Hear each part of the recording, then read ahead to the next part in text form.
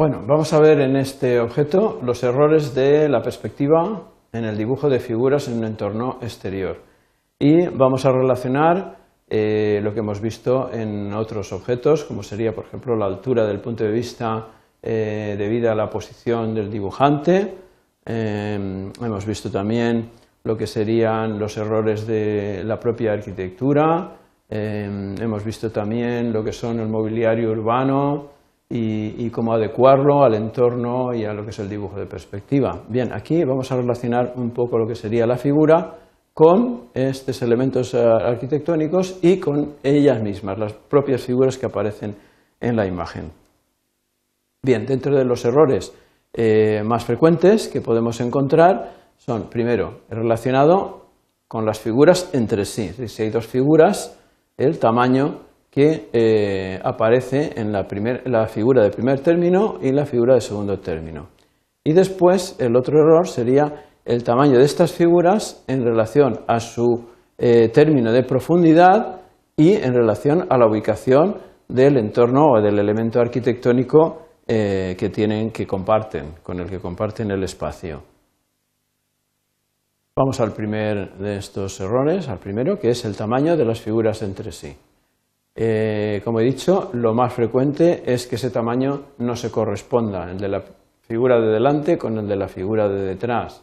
Y lo que suele ocurrir es que la figura que está delante se exagera en tamaño o, lo que es lo mismo, la figura que está detrás se hace muy pequeñita, se reduce su tamaño.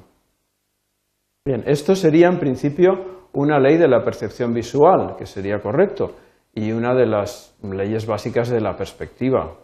Bien, ¿no? Los objetos que están más alejados se dibujan más pequeños, bien, pero es que exagerarlo mucho ya no queda real, no queda natural.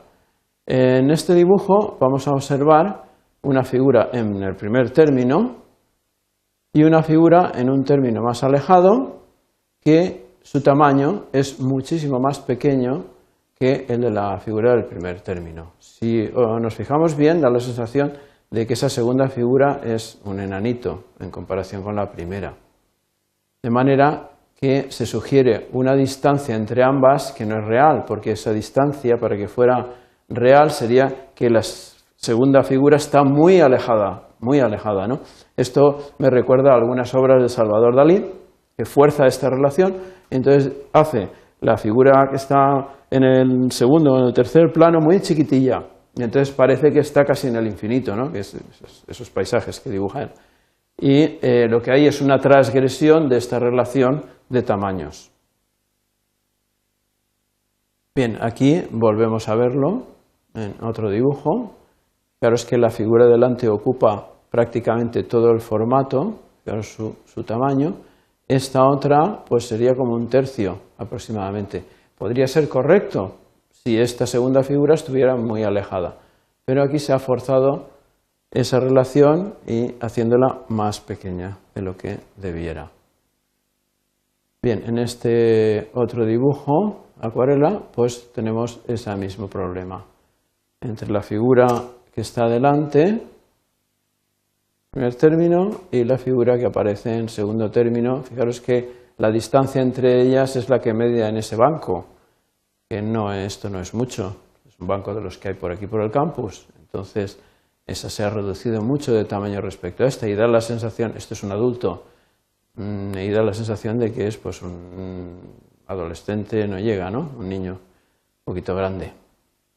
De manera que esa relación no resulta correcta.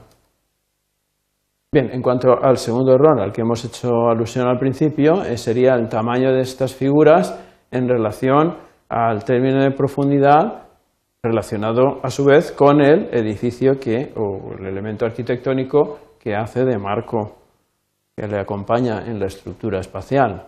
Aquí estamos viendo, al unir las dos figuras, algo que ya hemos hecho en otro objeto, nos da un punto de fuga, una altura de visión, y esto no se corresponde con lo que sería la estructura del edificio. La estructura del edificio converge hasta este punto y además está desdoblada, algo que ya vimos también en otro objeto. De manera que aquí se producen tres errores. Uno, el propio edificio por este desdoblamiento que tiene el punto de fuga, las dos figuras, las cuales la segunda tiene un tamaño muy pequeño, y la relación de estas figuras con el edificio que tampoco se corresponde. Bien, esta desestructuración es algo que hay que evitar y que nos lleva a que no tengamos la impresión de que el dibujo está unificado.